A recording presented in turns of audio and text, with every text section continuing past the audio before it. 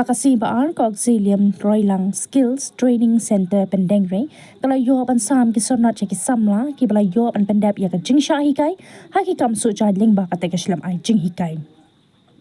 ki bala pa se ka te training ki kentup yan rupongon bat ya ka te Shlem lakmi da ko auxilium skills training center khamara omroi hapo ka jing baiting ka da ka Meghalaya State Skills Development Society MSSDS ki samla ki bala yo jing hikai lingba ka te Shlem ki la pen pau ka jing songo sarkar ka bala plela plelenti kum kani ka jaka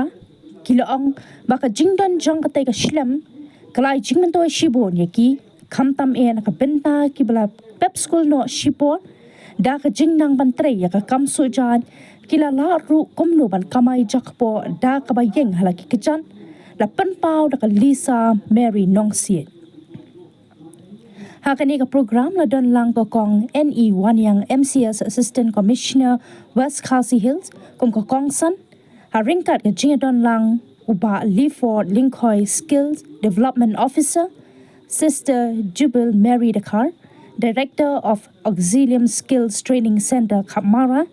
Sister Patricia Nongklau Center Manager ARSTC Pyndengrei Nongston Patkiwe ki sister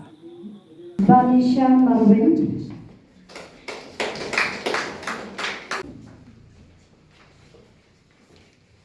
Ermolinda Mara bat ki badan ngeroy lang. Bat ni nakaliang jong ki para trainings.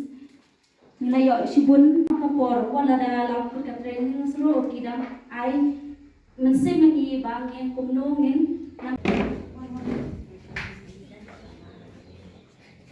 Smile.